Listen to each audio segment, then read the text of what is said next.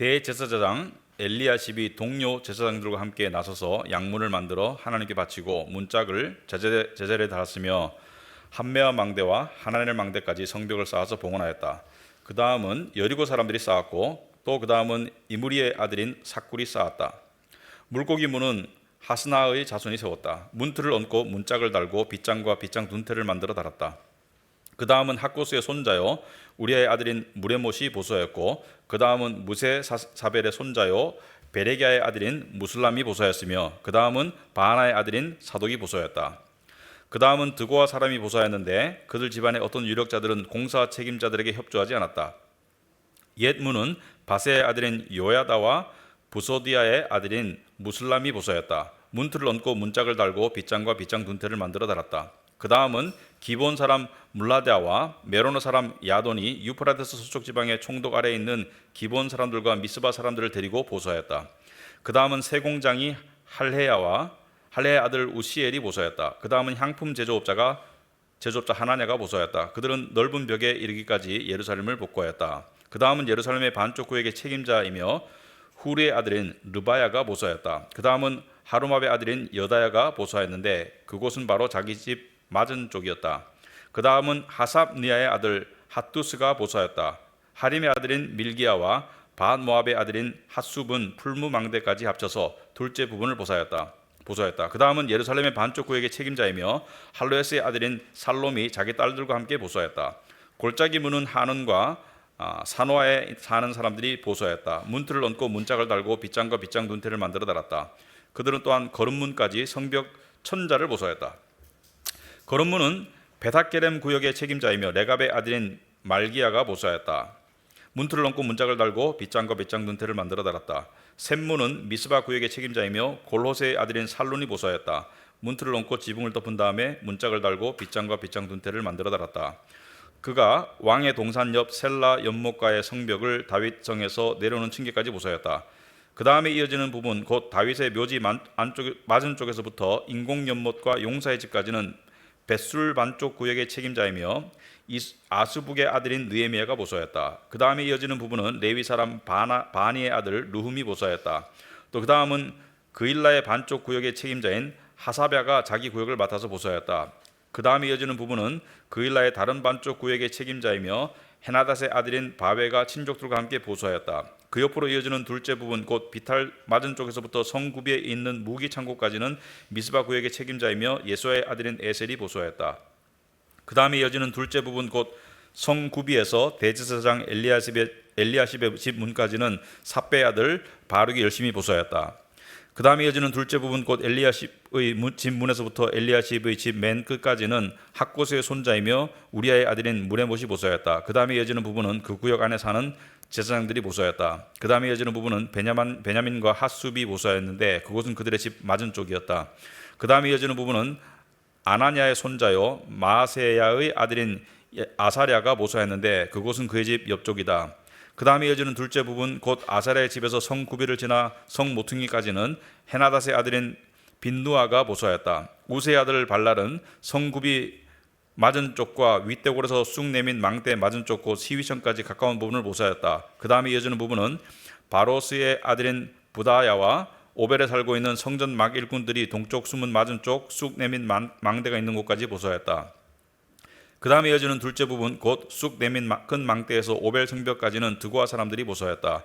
말문 위로는 제사장들이 각각 자기 집 맞은 쪽을 보소하였다. 그 다음에 이어지는 부분은 임멜의 아들인 사독이 보소하였는데 자기 집 맞은 쪽이다. 그 다음에 이어지는 부분은 동문 문지기인 스가냐의 아들인 스마야가 보소하였다. 그 다음에 이어지는 둘째 부분은 셀레미야의 아들인 하나냐와 살랍이 여섯째 아들인 하눈이 보소하였다. 그 다음에 이어지는 부분은 베레기야의 아들인 무슬람이 보소하였는데 그것은 자기 방 맞은 쪽이다. 그 다음에 이어지는 부분은 곧 점호문 맞은 쪽 성전 막 일꾼들과 상인들의 숙소가 있는 데까지 그리고 성 모퉁이 누각까지는 세공장이 말기야가 보소하였다. 성 모퉁이 누각에서 양문까지는 세공장이와 상인들이 보소하였다. 아멘.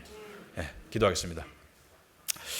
하나님 아버지, 오늘 주신 말씀도 영감 있는 말씀이라고 저희들이 믿고 일부 성경이 아니라 성경에 나오는 모든 성경은 하나님의 영감으로 된 말씀이고 교훈과 바르게 함과 의로 교육하고 책망하기에 합당한 말씀인 것을 저희가 믿고 이 말씀을 통해서 하나님께서 저희들에게 주시는 말씀을 우리가 받기를 원합니다.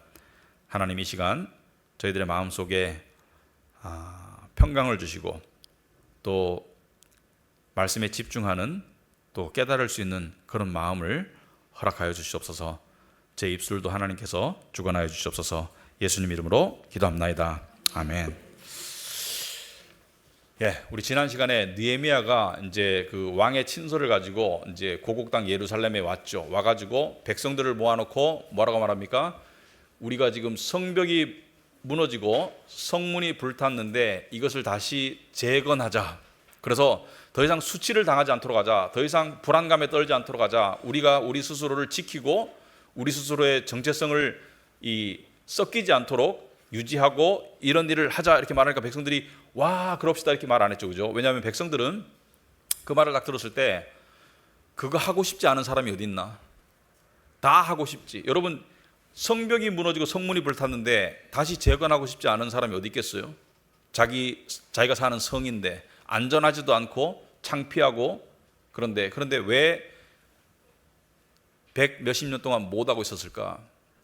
왜냐하면 첫째는 함께 섞여 사는 이방인들이 원하지 않았어요. 왜냐하면 너네들만 성벽을 쌓고 산다고 우리도 들락날락거릴 거야.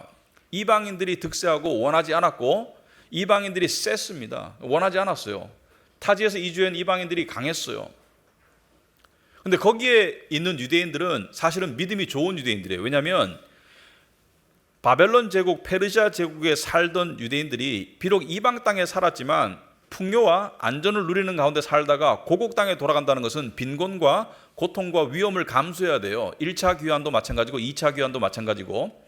그래서 수룹바벨이 데리고 왔던 1차 귀환, 약 538년인가 일어난 1차 귀환도 마찬가지고, 그 뒤에 일어난 이 450 몇 년 일어난 2차 귀환도 마찬가지고, 귀환자들은 믿음이 뛰어난 자들이에요. 왜냐하면 고통과 불안전과 불편함과 모든 것을 감수하고라도 나는 예루살렘 성으로 돌아가서 하나님의 성전을 다시 재건하고 하나님의 백성으로 살아가겠다. 그러니까 아주 믿음이 투철한 자들이죠. 그런데 그럼에도 불구하고 이들은 첫 번째, 이방인들이 있는데 우리가 성벽을 다시 재건한다는 게 불가능하다. 둘째는 그것을 다스리는 관리들도 이방 관리들인데 절대 반대죠. 그러니까 관리들이 반대하고 이방인들이 반대하는 그 속에서 우리만의 성을 쌓는다? 불가능하다고 생각했죠. 외적으로. 그리고 내적으로는 사실은 물자도 없고 재정도 없고 의욕도 상실된 상태로 백수십 년이 흘렀는데, 백수십 년이 흐른 상태를 하루아침에 바꾼다? 거의 불가능한 일이죠. 그럴 때 느헤미야가 어떻게 말해요? 하나님의 선하신 손길이 나를 여기까지 인도하셨다. 백성들의 믿음을 어루만집니다. 왕의 친서를 이야기하기 전에 백성들의 마음을 먼저 어루만지고 백성들의 믿음을 세우고, 원래 믿음의 바탕이 있는 사람들이에요. 이주한 사람들은 믿음이 특심한 사람들이에요. 바탕이 있는 사람들인데 믿음을 세우고 그 다음에 뭐라고요? 왕의 친서를 이야기하죠. 왕이 허락했어. 하나님의 손길에 의해서 왕이 허락하고 왕이 물자 제공을 약속했어. 이렇게 말하니까 백성들이 이쯤 되니까 용기를 얻어가지고 그러면 지읍시다 이렇게 된 거죠. 그러면 우리가 짓겠습니다 이렇게 시작한 거예요. 자, 오늘 내용은 1절부터 31절까지 보면은 뭐 성벽을 보수했다, 뭐 성문을 다시 보수했다, 재건했다, 그리고 망루는 이 적의 동태를 살피는 출입을 관리하는 그러니까 성벽의 안전을 책임지는 파수꾼이 거하는 그런 망루를 다시 보수했다, 뭐 여러 가지 보수에 관한 내용이 계속 반복에 나오기 때문에 제가 한 절 한 절 다 할 필요는 없을 것 같고요. 제가 몇 절만 설명을 해드리고 그렇게 하도록 하겠습니다. 첫째 1절을 한번 보도록 하시면, 1절은 대제사장 엘리야십이 동료 제사장들과 함께 나섰다. 뭐 하는 일에? 보수하는 일에. 여러분, 이게 대제사장이 나섰고 제사장들이 나섰다는 이야기, 제사장들이 나중에 또 나옵니다.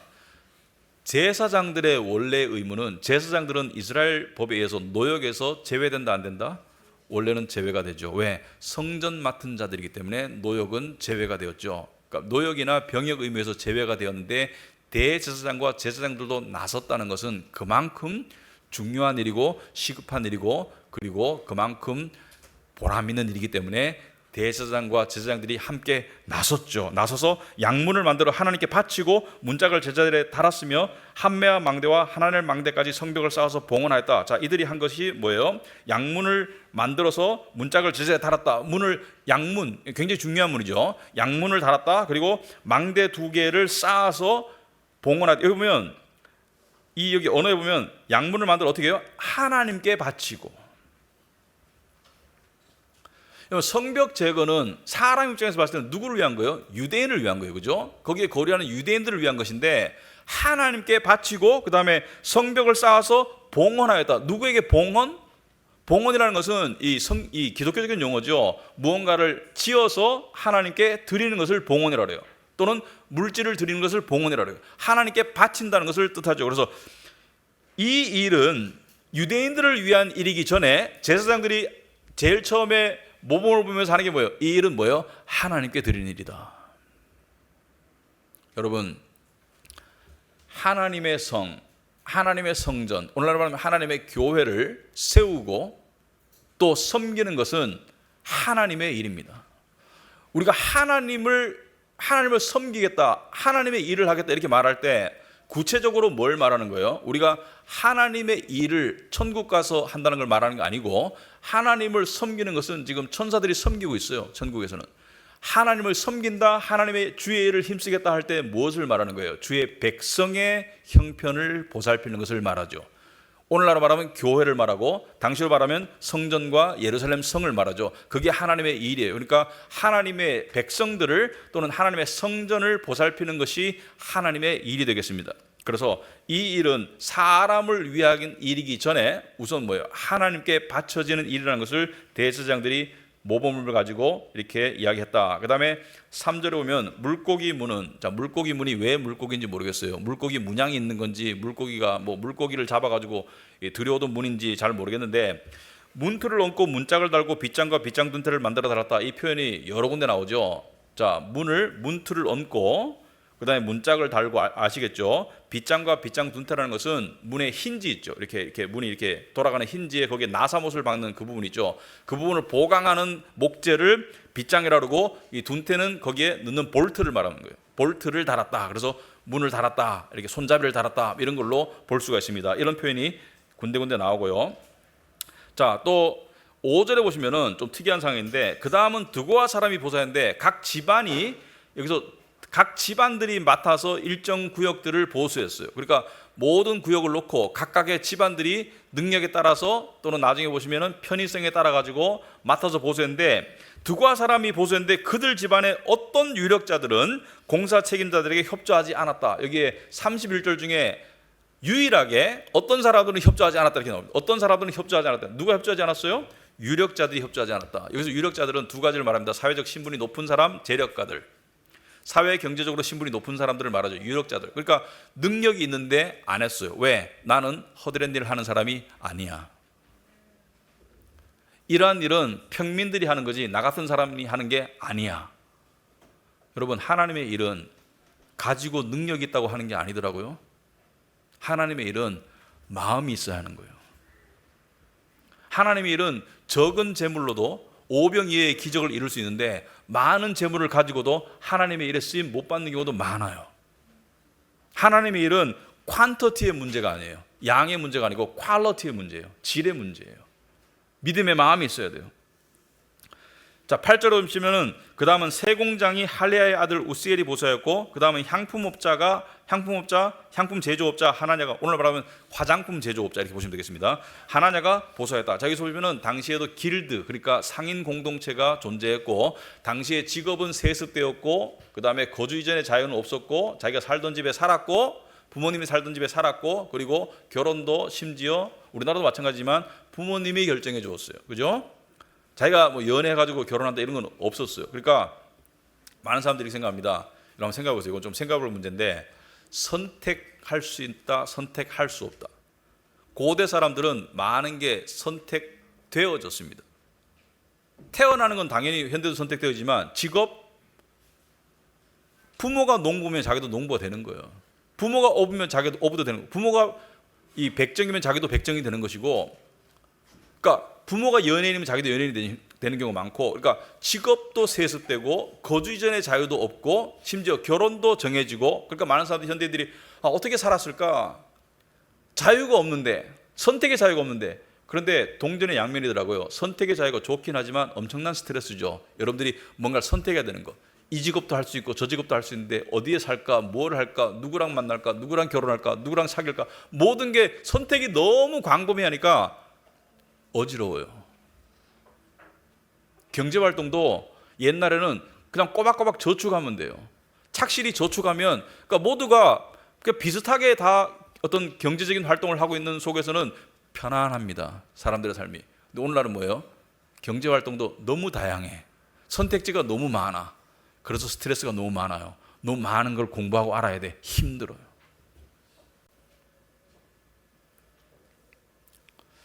자, 12절에 오시면은 그 다음은 예루살렘의 반쪽 구역의 책임자이며 헬루에스의 아들인 살룸이, 예루살렘의 반쪽 구역의 책임자라는 것은 높은 관리를 말하겠죠, 그죠? 예루살렘의 반쪽을 관장하는 구청장 이 정도 되겠죠, 그죠? 높은 관리인데 자기 딸들과 함께 보좌했다. 여기 유일하게 딸들과 함께 보좌했단 말이 왜 나오냐면, 당시에 노역에서 제사장들과 함께 배제된 사람들이 누구예요? 여자들은 배제가 되었죠. 병역과 노역에서 배제가 되고, 여자들은 집안일하고 육아하고 그다음에 밭일을 했지, 노역에서는 제외가 됐어요. 노역은 힘이 있어야 되고, 그리고 위험하기 때문에 여자들은 제외됐는데 왜 딸들과 함께 하였을까? 남자들이 일손이 부족했기 때문에, 또는 여자들이 마음이 특별해서, 믿음이 특별해서 그렇게 했던 것 같아요. 우리도 하나님의 이 일에 나서겠습니다. 요번에 그 이스라엘 지금 전쟁이 지금 났죠, 그죠? 전쟁이 났는데 확전될지는 모르겠는데, 뭐 전쟁이 오르니 많이, 그걸 제가 말하고 싶은 마음은 없고요. 이 자리에서 한 가지 특이한 사실은, 이스라엘 전쟁이 나니까 와, 외국에서 유학하던 대학생들이 학업을 중단하고 본국으로 돌아가서 입대하더라고요. 여학생들까지. 상당한 애국심 아니에요? 그죠?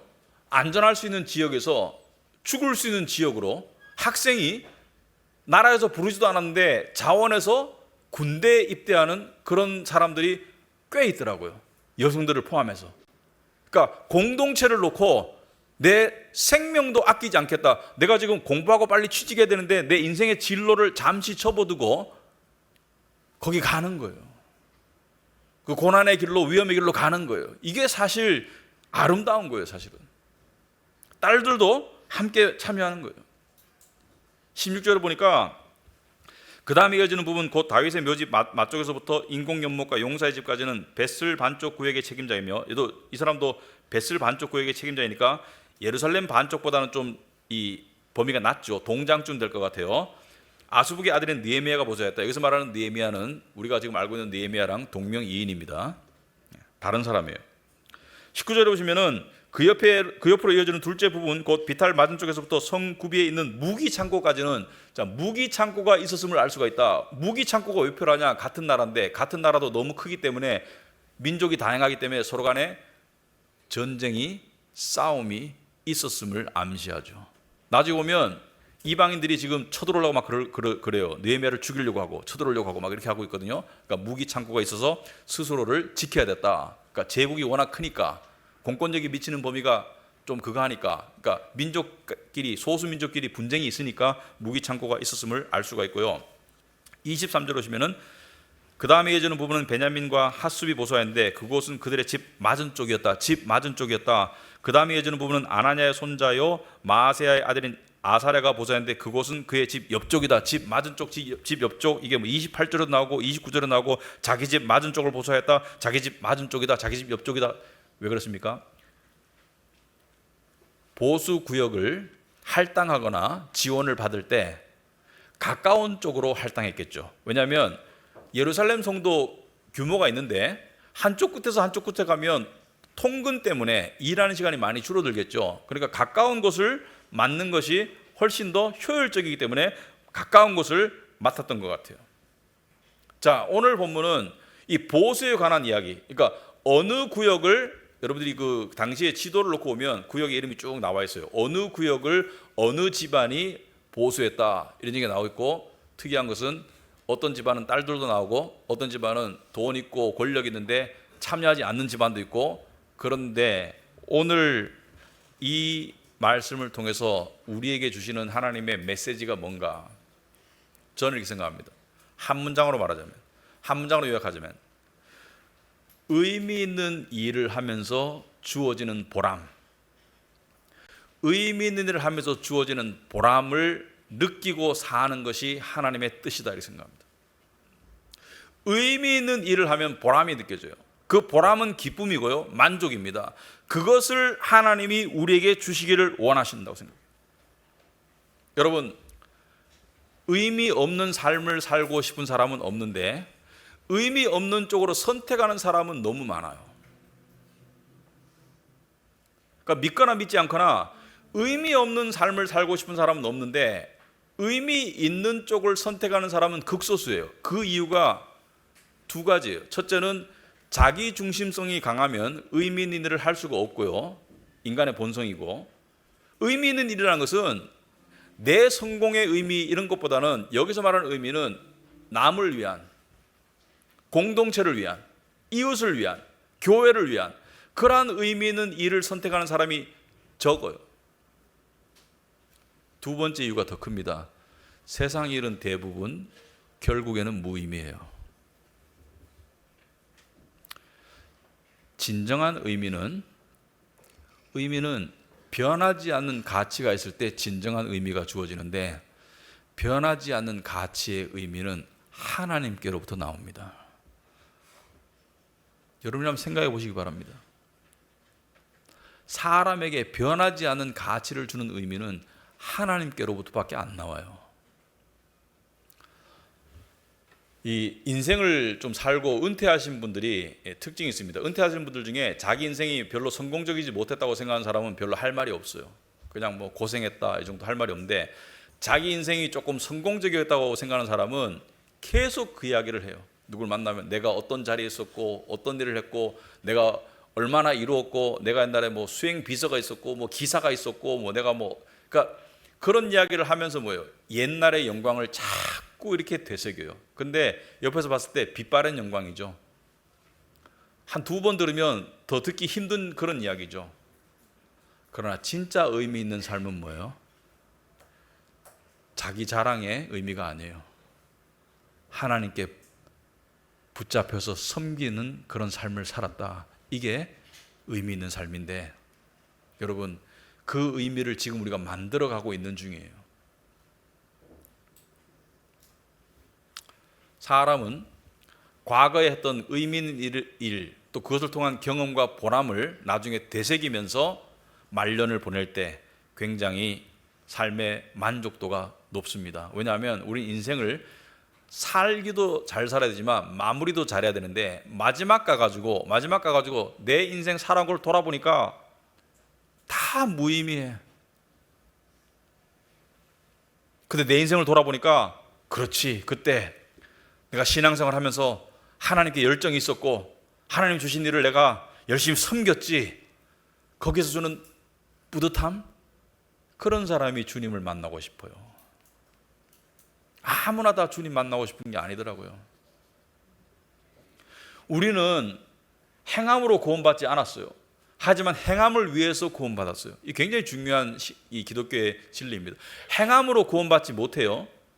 행함으로 의를 얻지 못해요. 그러나 행함을 위해서 구원을 받았어요.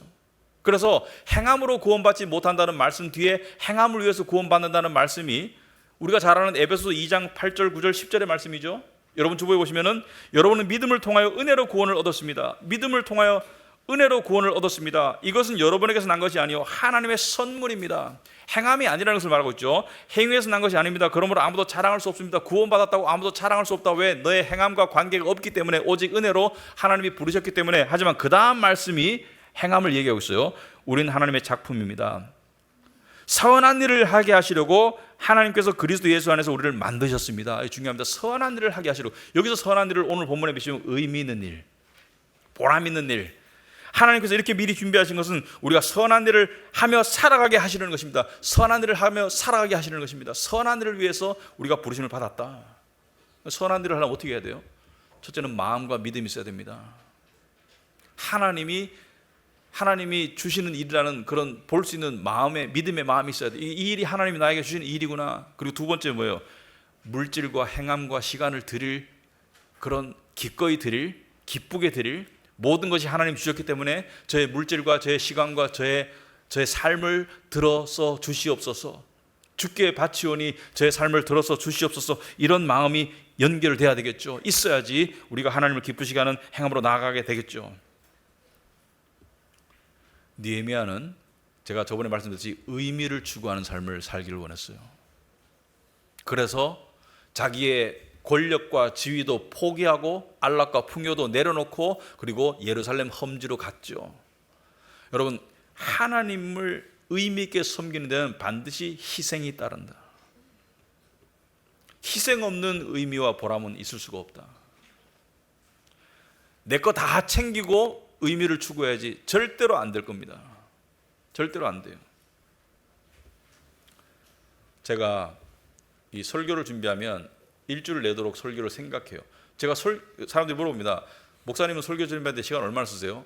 제가 말하면 여러분들이 좀 시험 들까 말을 못하겠는데 딱 2시간 써요. 그럼 여러분들이 2시간 만에 설교를 준비한다고? 너무 성의가 없는 거 아니야? 이렇게 생각할 수 있는데 그 나머지 시간은 계속 생각해요. 주초부터 생각하고, 그리고 제 머릿속에 제가 좀 기억력은 좋거든요. 그리고 휴대폰에 기록을 해요. 생각했던 걸. 그래서 준비 기간이 좀 길어요. 근데 어제 우리 동네 아파트, 우리 동네 마을 잔치가 있었습니다. 아파트에 마을 잔치 있는 사람 손 들어 보세요. 먹거리가 있고 게임이 있고 경품 추첨이 있고 막 남녀노소 다 나와가지고 통돼지 바베큐도 하고, 우리 아파트에 부녀회도 있고요, 도서관 팀도 있고요, 막 여러 가지 활동들이, 그러니까 이 소그룹들이 많아요 아파트에. 그래서 동네 사람들이 되게 친해요. 서로 알고 애들 파티도 같이 하고 뭐 여러 가지 되게 친한데, 어쨌든 간에 아파트 자랑 그만하고, 이게 포인트가 아니고. 어제 딱 나갔는데 이제 아는 사람 만나가지고 반갑게 이제 뭐 음식도 먹으면서 담소를 나누는데, 이제 노인 2분과 이야기를 하게 됐습니다. 따로따로. 한 분은 우리 동에 사시는 분인데, 제가 인사도 자주 하고 이렇게 그런 분인데, 이 전직 고위 공무원이었어요. 그러니까 그 기사가 딸린 공무원이었어요. 그러니까 굉장히 높은 공무원이었어요. 근데 은퇴를 한 지 한 10년이 넘었어. 그러니까 소위 사람들이 말하는 그 편안한 노후 생활, 연금도 많고 또 뭐 재산도 있을 거고, 하여튼 편안한 노후 생활을 즐기고 있는 전직 고위 공무원이고, 다른 한 분은 할머니란 말 요즘 싫어하더라고. 시니어 여인이었어요. 시니어 여인이었는데 한 70 조금 넘으신 분인데, 이분은 저희 단지로 이사 오기 전에, 그러니까 입주하기 전에 남편을 사별하셨어요. 그래가지고 제가 기억이 나요. 처음에 와셔가지고 저한테 넋두리를 하시더라고. 제가 이야기를 좀 했는데 남편이 오기 전에 바로 오기 바로 전에 돌아가셨다. 아무튼 그런 좀 아픈 과거를 가지고 계신 분인데, 2분과 제가 따로 이야기할 기회가 있었는데 앞에 분하고 좀 더 길게 이야기를 했죠. 같이 음식을 먹으면서 제가 물어봤습니다. 저는 목사니까 약간 관찰자의 입장도 있잖아요. 굉장히 인품이 좋으세요. 은퇴하시고 10년 남짓 이렇게 되셨는데, 소위 남들이 부러워하는, 그러니까 연금도 많이 나오고 또 이렇게 좀 그래서 편안한 노후 생활을 즐기고 계신 것 같은데, 어떠셨어요? 은퇴 후의 삶이 어떠셨어요? 이분이 딱 한마디로 답하더라고요. 무료합니다. 근데 거기에 그냥 답이 아니고 이 속 마음이 비쳤어요. 저한테는 의미가 없습니다. 이렇게 들렸어요. 돈 걱정 없어. 연금 나와 꼬박꼬박. 근데 무료합니다. 이렇게 살다 죽는 게 제 인생인가? 이제 나이가 점점 늙어가는데 이게 내 인생인가? 그런 얘기예요. 2번째 그 여인분은, 남편을 사별하고 가지고 처음에 힘들어한 여인분은 와가지고, 이분이 우리 단지에 노인회를 조직하겠다는 거예요. 그러면은 우리 단지에 그 노인의 그 집도 있고 다 있어요. 아파트마다 다 있잖아요. 근데 요즘에 노인회라고 하면 아무도 안 모여요. 시니어 클럽을 조직해야 되겠다. 근데 안 하려고 그래 사람들이. 내가 왜 70 먹어도 내가 왜 시니어야? 나 그런데 안 가. 그런데 왜 가? 근데 이분이 가가호호 방문해가지고 5년 만에 노인회를 결성했어요. 그래가지고 동의 승인을 받고, 그 동장님도 와가지고 이렇게 현판식도 하고 뭐 해가지고 했는데, 이분이 저한테 자랑하듯이, 제가 못할 줄 알았죠. 이번에 조직해가지고 이 마을 잔치 때 우리가 떡을 해왔습니다. 가래떡, 제 집사람이 엄청나게 좋아하거든요. 가래떡을 해오셨더라고. 근데 엄청나게 활기가 있어요. 사별했고 정말 혼자 살고 이런 분인데 엄청나게 삶의 활기가 있어. 왜? 공동체를 위해서 자기가 뭔가 보람 있는 일을 했다는 거죠. 여러분, 우리는 보람 있는 일을 위해서 시간과 몸과 물질을 드리는 것. 그러니까 우리 교인들이 보면 근본적으로 해야 될 일이 있죠. 그죠? 헌금 생활 또는 예배 생활 있죠. 그 이외에 내가 이 교회, 내가 이 성에, 내가 보수해야 될, 내가 세워야 될 문짝은 무언가를, 근데 예를 들어서 지금 나는 육아 중이라서 힘들어. 그런 분들은 육아가 이 교회를 세우는 거예요. 왜? 여러분들의 자녀도 교인입니다. 그런데 내가 지금 이 교회를 위해서 내가 쓰임받을 곳이 무엇인가? 이거를 고민하지 않으면 의미가 없어요.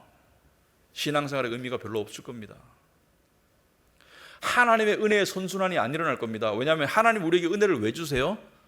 그 은혜가 하나님을 섬김과 감사의 삶으로 나아가라고. 근데 교회에 오신 지 얼마 안 됐어. 그런 분들은 조금 시간이 필요해요.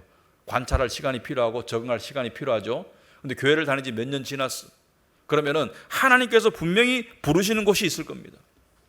우리 교회적으로는 지금 제가 봐서는 세워야 될 부분이 제가 말씀드렸지만 분명히 있어요. 우리 교회가 주일학교가 지금까지 사역자들과 또 주일학교 봉사하시는 우리 선생님들, 성도님들 통해 가지고 지금까지 잘 세워져 왔다고 생각합니다. 지금까지 잘못된 거 없어요. 하지만 우리 아이들이 지금요 36개월 밑에 유아들 빼고 몇 명인 줄 아세요? 거의 40명에 육박해요 지금. 유아들 빼고. 근데 앞으로 더 늘어나겠죠. 유아들이 점점 자라면. 그러면 그 아이들을 지금 주일학교에서 세분화해서 하는 거 말고 지금 우리 교회가 당면한 게 뭡니까? 어른들이 기성세대가 케어그룹 모일 때 아이들 돌봄을 한 군데로 모아서 했는데 이제 연령의 스펙트럼이 너무 벌어졌어요. 그리고 사춘기를 겪는 아이들도 있을 거고 또 그 안에는 여러 가지 아이들이 있는데 이것을 하기 위해서 예를 들어서 어떤 교회는 프로그램을 가지고 나옵니다. 재밌게 할 수 있는 프로그램. 프로그램이 나쁜 건 아니죠. 프로그램도 필요할 수 있어요. 또 물질을 투자해요. 물질이 필요해요. 물질 없이 되는 일은 거의 없습니다. 근데 가장 중요한 건 뭐예요? 아이들을 진정으로 케어하고 관심을 가지고 내 삶을 투자하고자 하는 기성세대가 필요해요. 여러분, 자녀들을 가진 가족분들에게 제가 물어보면 자녀 양육과 또 자녀 양육비에 가정의 시간과 비용과 마음을 한 몇 퍼센트 정도 쓰냐고 물어보면 거의 대부분 50% 이상을 쓰고 있을 겁니다. 지금 우리 교회가 우리 성인들이 우리 아이들을 그렇게 보살펴야 될 시점에 왔어요. 그런데 이게 묘하거든요. 아이들을 사랑으로 진정으로 관심을 가지고 관계를 맺어주고 그 아이들의 이야기를 들어주고 고민을 들어주고 우리 아이들이 고민이 얼마나 많겠어요. 제가 나이 들어보니까 아직 많이 든 건 아니지만 젊은 사람들이 제일 듣기 싫어하는 말이 이걸 것 같아. 야, 20대가 왜 이렇게 힘들어해? 몸도 쌩쌩하고 건강하고 30대고 뭐 젊고 그런데 야, 내가 너 같으면 맨날 날아다니겠다. 당신은 20, 30대 안 날아다녔잖아.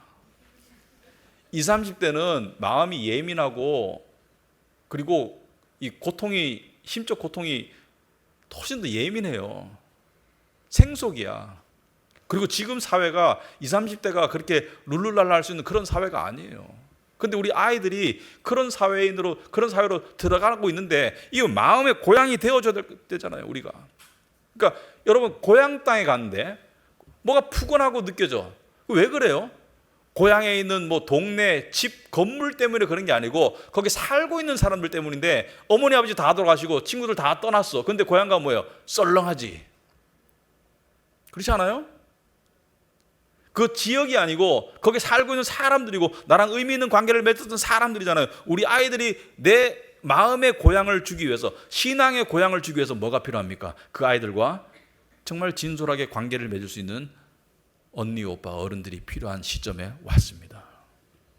그래서 우리 교회가 이것을 위해서 정말 힘쓰고 기도하고 나아갈 때라고 생각합니다. 그것을 위해서 마음에 하나님이 부르심이 있으신 분들은 자원하시는 그런 역사가 있기를 바랍니다. 기도하겠습니다. 하나님 아버지 참으로 감사합니다. 저희들 인생이 어차피 모세나 다윗이나 또 신앙의 선배들의 말을 빌자면 고난과 고통과 슬픔이 많고, 또 솔로몬 왕의 말을 빌자면 헛된 일들이 거의 대부분입니다. 하지만 이 헛된 일을 벗어날 수 없는 것이 또한 인생의 참 아이러니인 것 같습니다. 헛된 일인 줄 알면서도 추구해야 될 수밖에 없는 것이 저희들의 삶인데, 이 속에서 저희들이 정말 하나님이 부여하신 의미 있고 보람 있는 일을 기꺼이 할 수 있는 믿음의 마음을 주셔서 우리 카비나트 교회가 내적으로는 정말 다음 세대를 보살피고 외적으로는 정말 가난한 이웃을 보살피는 그런 교회로 성숙해 나갈 수 있도록 주님 도와주시옵소서. 우리 각자에게 가정 속에서도 섬기고 또 공동체 속에서도 나를 내려놓고 주변을 돌아보는 그런 신앙인으로 살아갈 수 있도록 주님 인도하여 주시옵소서. 예수님 이름으로 기도합나이다. 아멘.